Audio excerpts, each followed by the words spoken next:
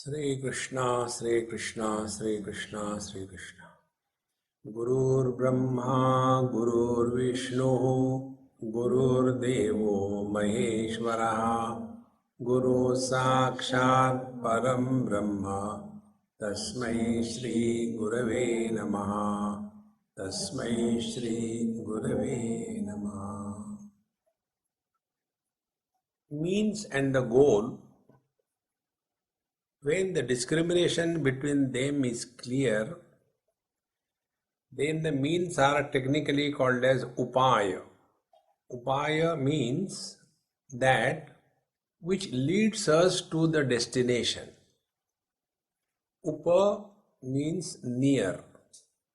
Aya means taking us, leading. So means are upaya.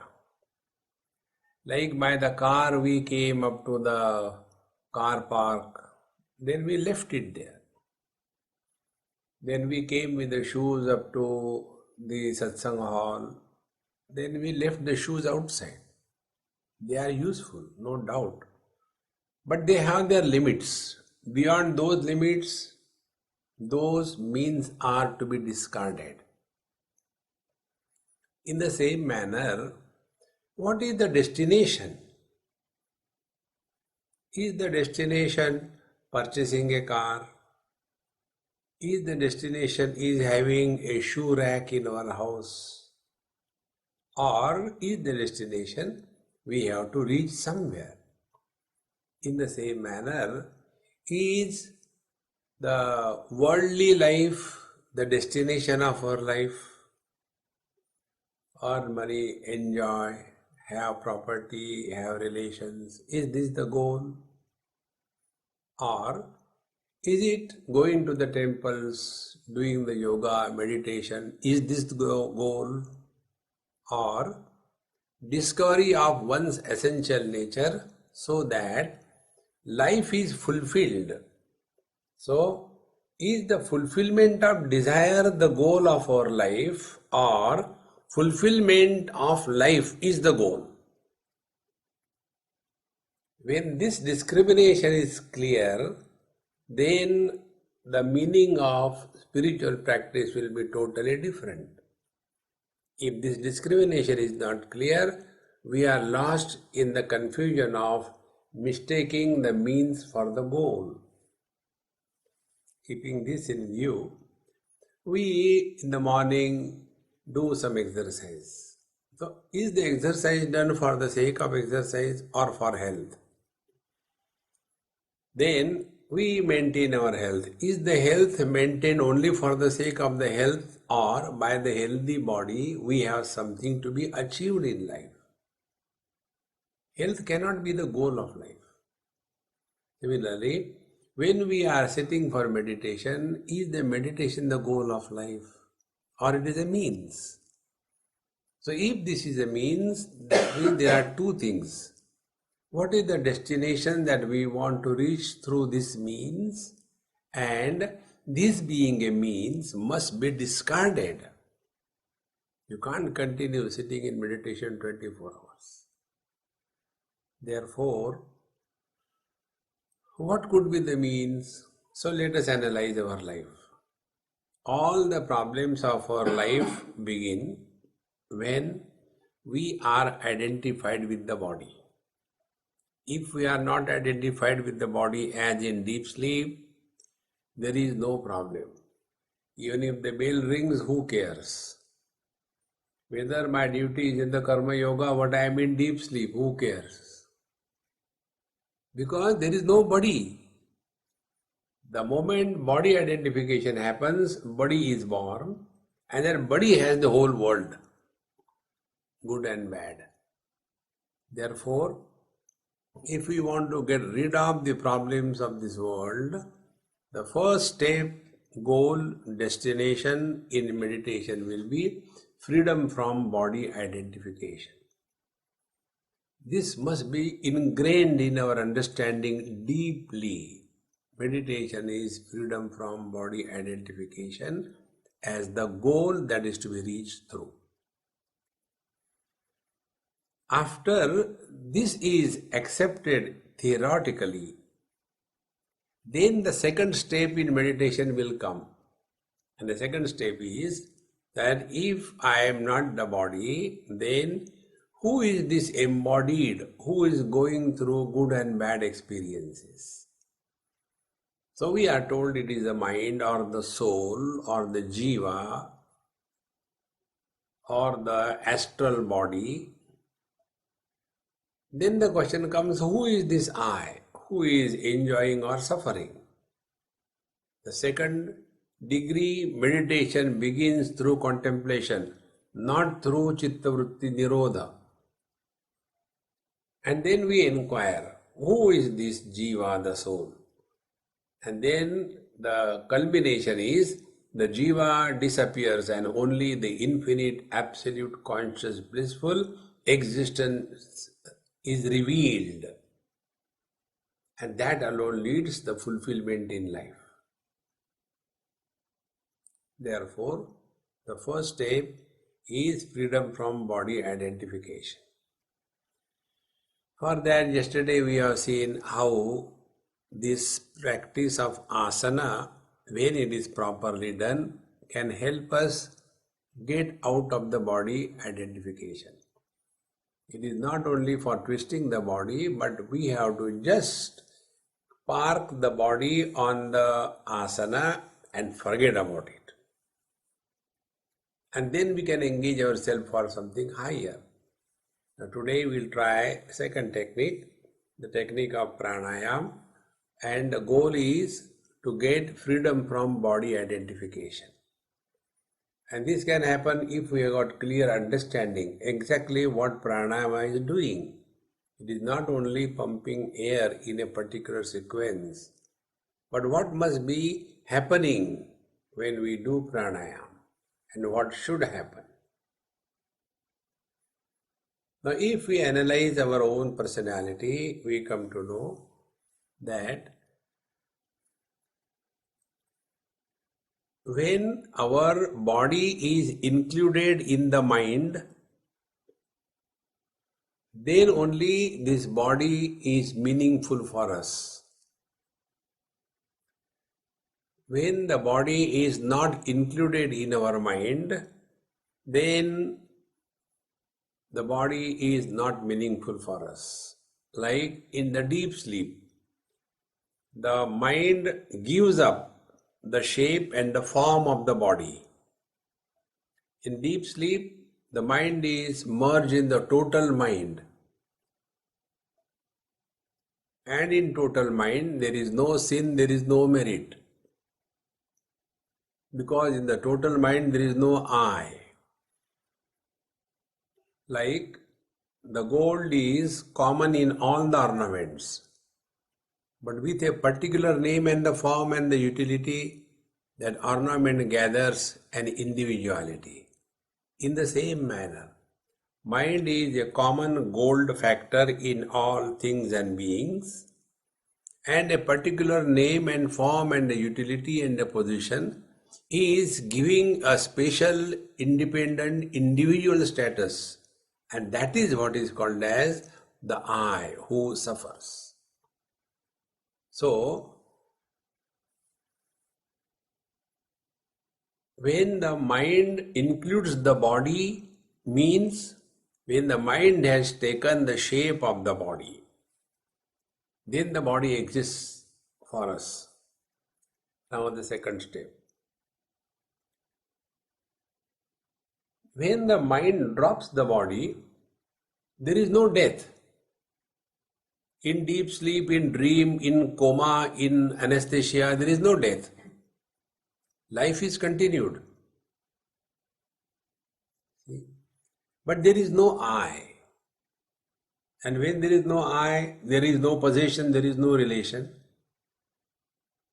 So this experience of freedom from body identification and thereafter living as consciousness through the body is living in meditation. Now to get into it, let us take some example to understand. If you see, let us take a banana It has got three things. One is the fruit that we eat. Second is the skin that we peel and throw out. And third, in between the fruit and the skin, there are threads which are keeping these two things together. Now be attentive. When the banana fruit is raw, it is not sufficiently ripe enough. And if we forcibly want to remove the skin also doesn't come out properly, and the fruit is also not worthy of eating. So it has to be mature. And when the fruit is mature and you peel off the skin without destruction of the fruit, then in between there are threads. Now what is the utility or the purpose of the threads? These threads keep the fruit and the skin together. If this example is clear, exactly the same way. Body is the fruit, the mind is the skin, and the prana or the life force or the breathing is the threads in between, which is keeping the mind and the body together. And therefore, when we control the breathing properly, the breathing process will help us in easily detaching the body from the mind. And when the body from the mind is detached, the experience is that the shape and the form of the body is dropped from the mind. And when this happens, the concept that I am inside the body and the world is outside the body, this concept becomes dissolved. And as a result, the thought process will come to an end without efforts. And when the thought process comes to an end, then the mind is slowly in a process of dissolving in pure consciousness. Then meditation happens. It is for this purpose that the pranayama is practiced. Now the second thing. What is that which keeps the mind and the body so strongly together? It is because of the food that we have eaten, digested or not digested, creates a lot of unwanted stuff in the body, namely the gross, the liquids and the gaseous.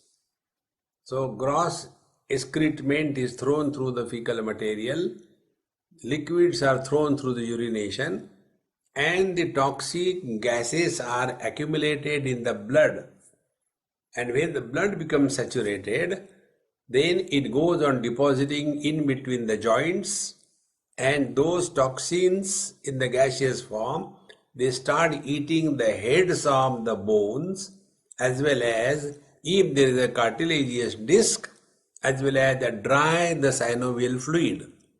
And therefore in the old age, all the joint pains etc. start coming in, because the toxins are not removed from the body. And because of these toxins at a very high level, the mind gets agitated. Now the next step. What is that which is stimulating thoughts in the mind? Even if we don't want the thoughts come. Who is that? Who is stimulating the thoughts? So the stimulus is these toxins which are saturated in the blood. So pranayam helps us in emptying these toxins, metabolic toxins, which are accumulated in the blood. And when this is happening, the mind is slowly remaining quiet, and quiet mind can be separated from the body without the death of the body or without going to sleep. If this much is clear, then the next step. So when we do pranayam, in the process of pranayam, what is done is nothing but a deep breathing. In the deep breathing, When we breathe out fully, it is as if squeezing the lungs and bringing out every grain of air from the lungs. And again we breathe in deep and fully, so that the exchange of toxins and oxygen happens in the lungs. And by this process, for some time, most of the toxins are thrown out of the system and the body blood is saturated with the pure oxygen. And when this happens, you start feeling fresh. And the freshness is because the toxins are removed from the bloodstream. And subsequently, it helps in separating the mind from the body. And the mind remains absolutely free with reference to the body thoughts. This is the whole technique and secret behind the pranayama. If this is clear, we, as yesterday we did, sit properly, see that the weight of your body lands on the pin bones. Pin bones are the ischial points.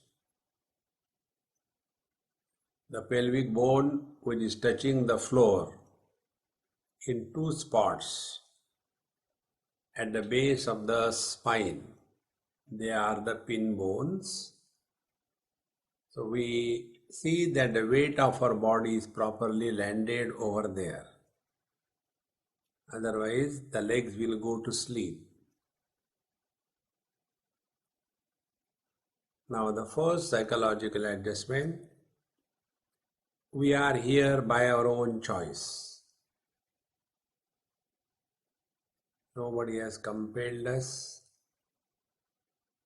Therefore, we are in a happy mood. When we do anything under the influence of happiness, that itself is fulfillment.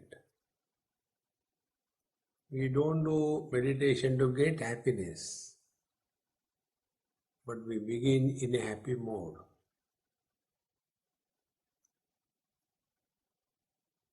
The second step,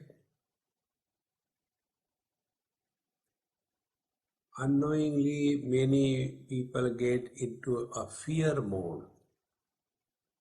They develop some kind of imaginary fear. Therefore, they start breaking their joints, scratch somewhere on the body.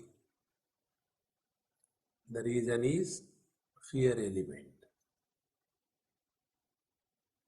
So to remove this fear element, come to recognize that in our heart is our beloved Lord and the Guru Maharaj.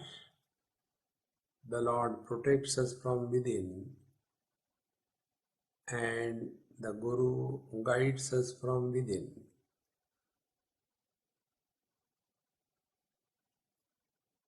So we are not alone. Then we have to drop our total past. Summation of the total past is equal to Mr. Somebody. So we play that at this moment I am Mr. Nobody.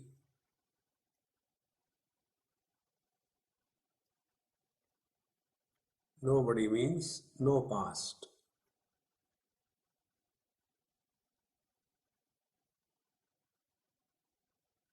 The past includes our earlier meditations also.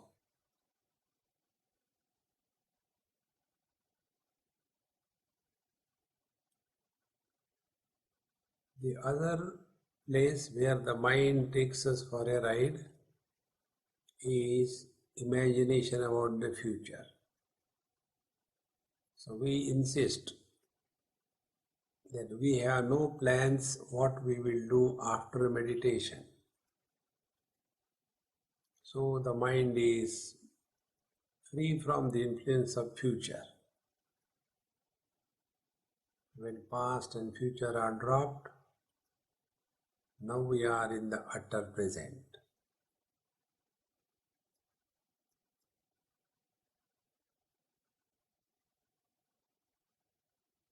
Now, as you all know, there are many methods of pranayama.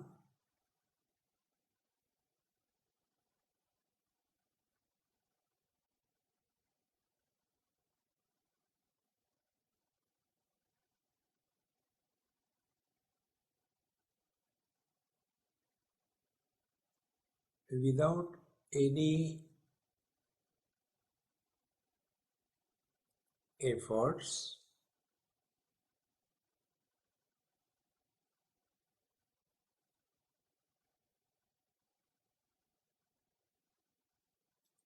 let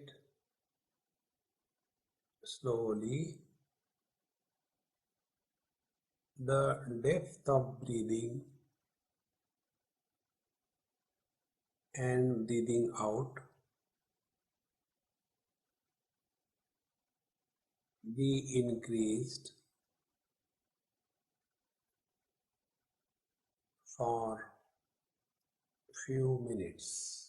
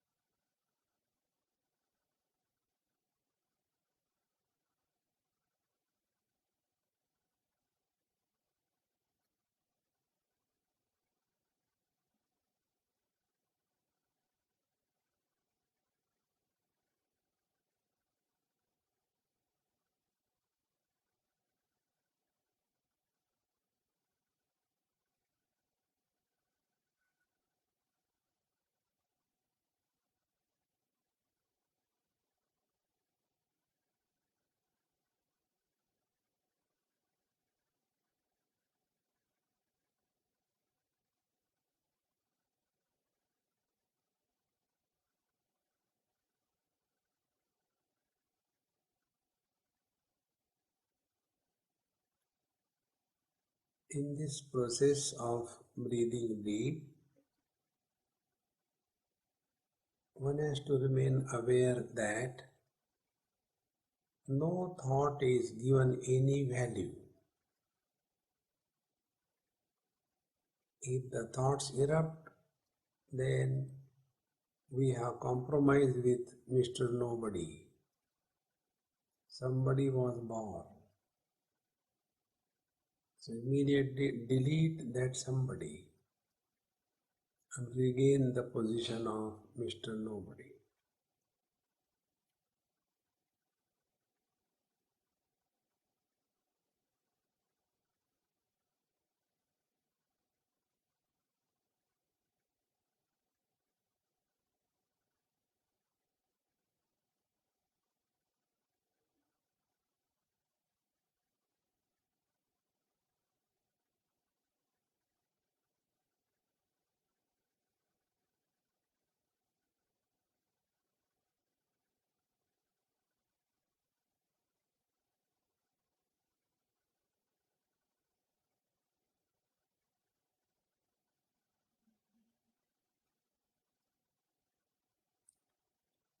Now you may breathe normally.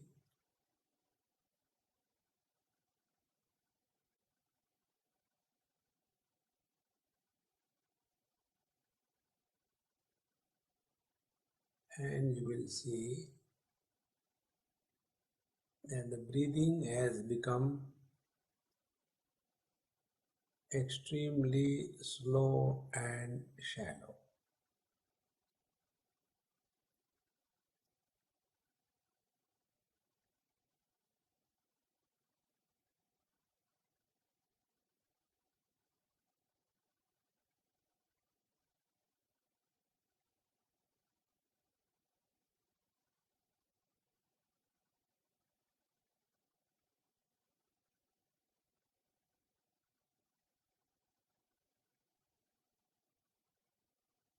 The mind has become extremely subtle.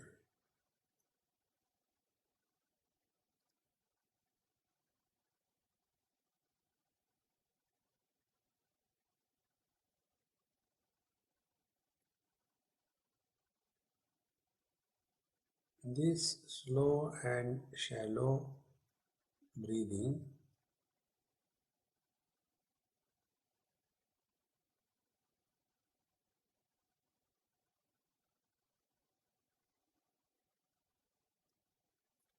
helps in separating the mind from the body, meaning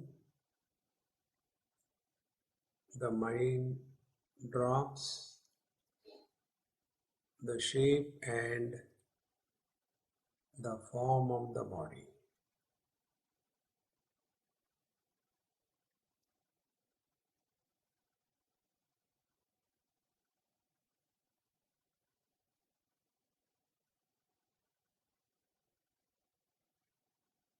Master key is slow and shallow breathing.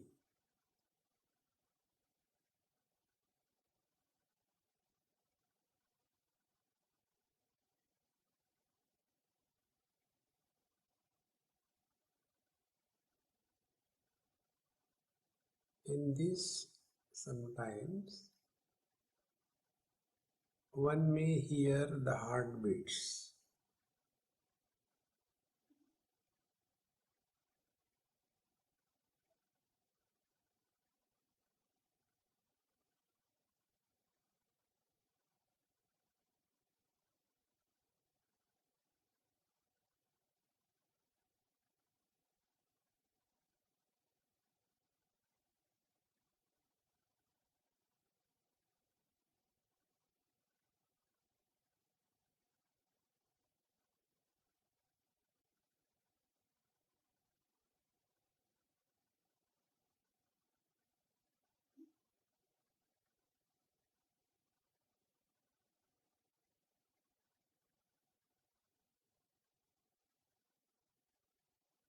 Do not concentrate on anything.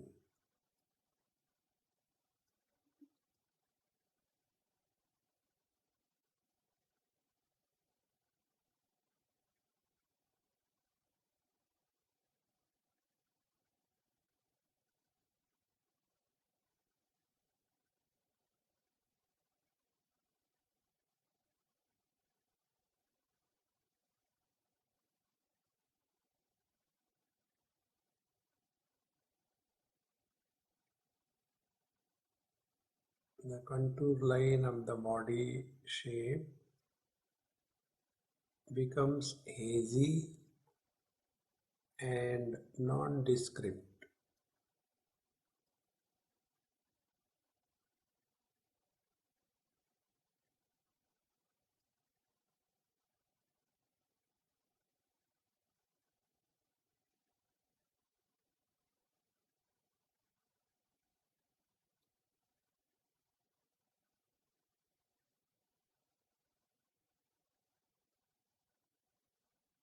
As a result, the concept of in and out becomes redundant.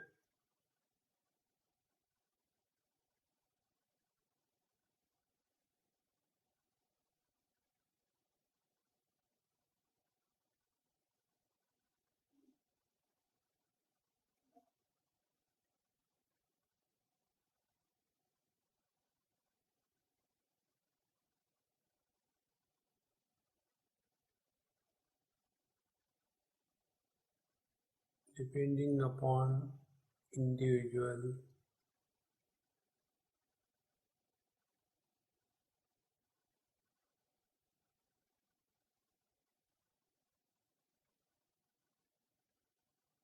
idiosyncrasies,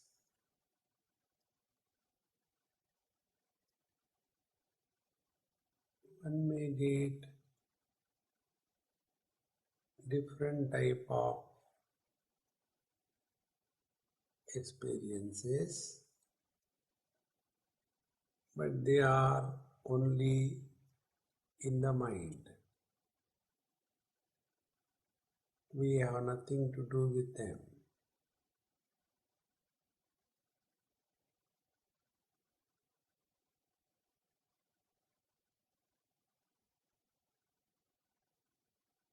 Remain totally indifferent to every experience.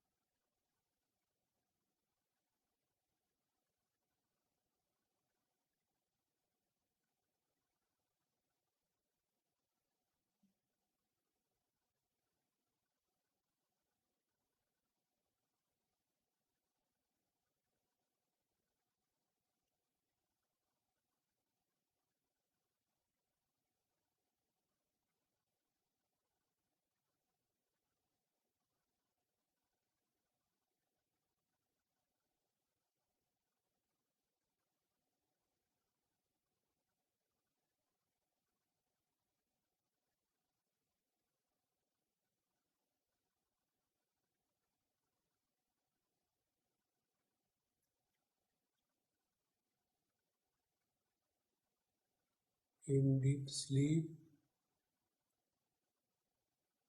awareness is zero.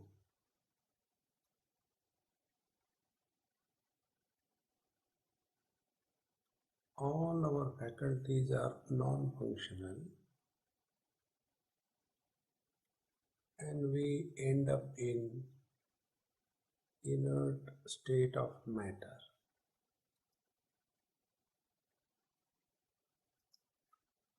In Jad Samadhi,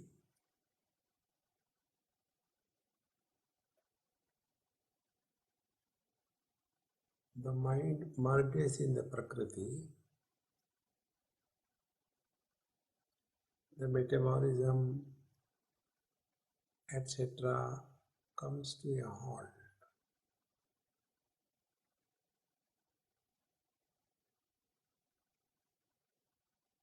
And the meditation that we are talking about, the mind is in full awareness,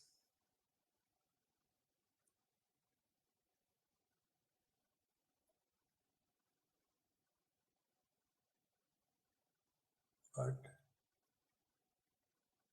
nothing is disturbing the mind.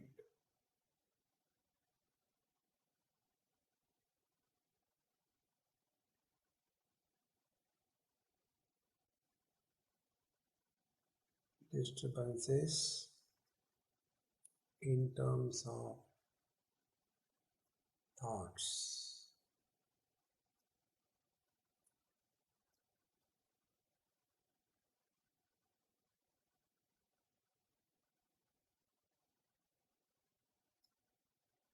The mind is like a mirror.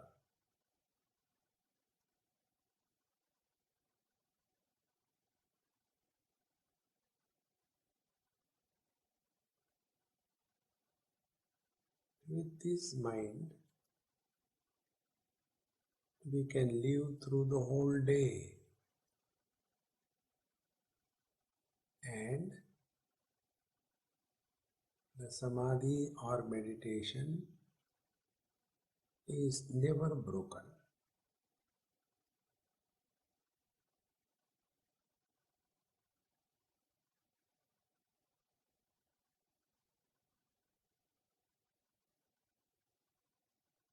There will be experience of miseries, but a miserable entity will not be born.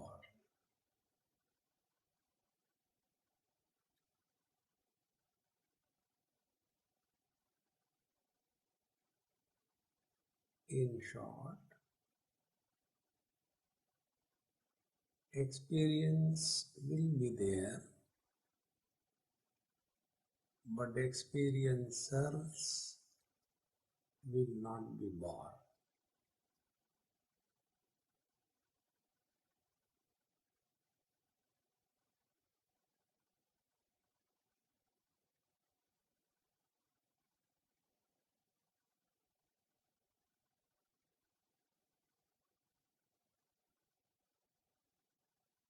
All the Jivan Muktas live in this state.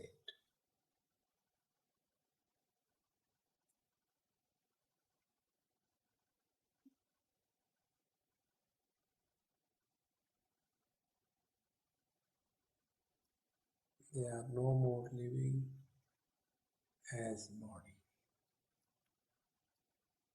as mind.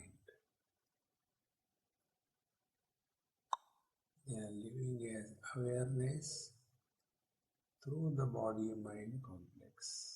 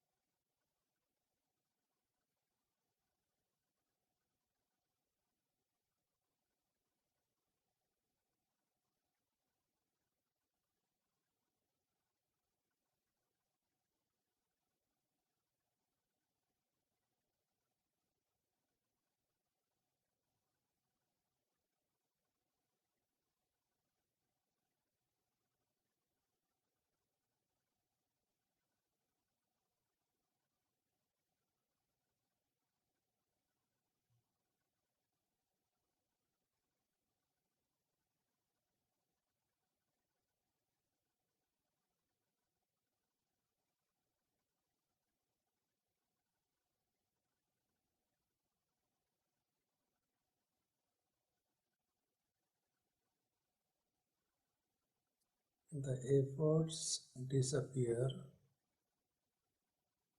when the mind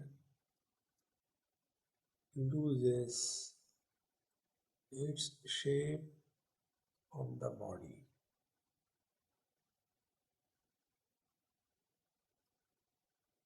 Thereafter, the mind doesn't think in relation to the body.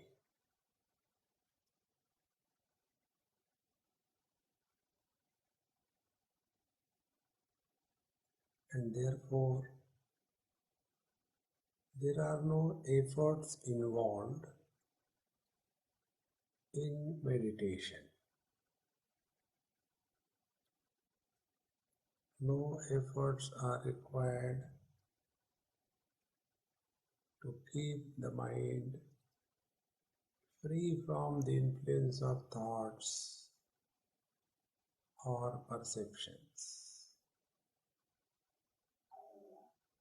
Like the space doesn't get disturbed by the contents, similarly,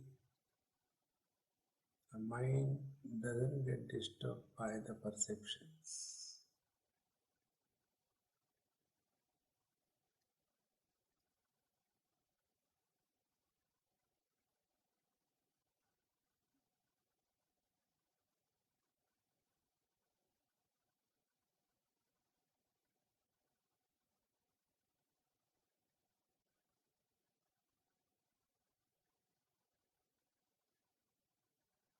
Take a little deeper breathing 2-3 times and observe how the mind is including the body and a shape is formed.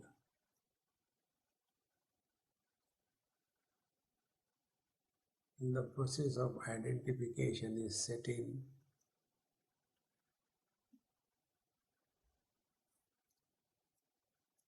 Now the perception for the body also have become very clear.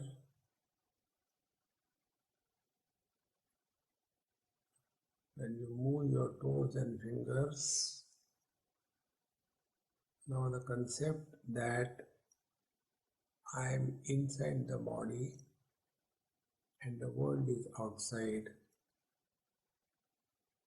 has gathered a reality, and the samsara begins.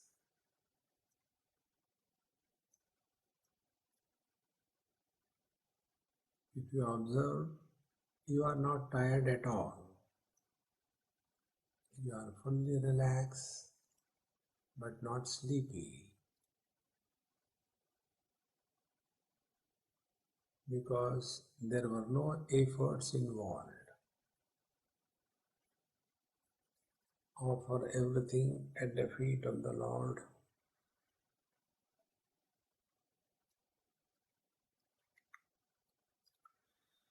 Om Purnamadaha Purnamidam Purnat Purnamudachyate Purnasya Purnamadaya Purnamevavashishyate.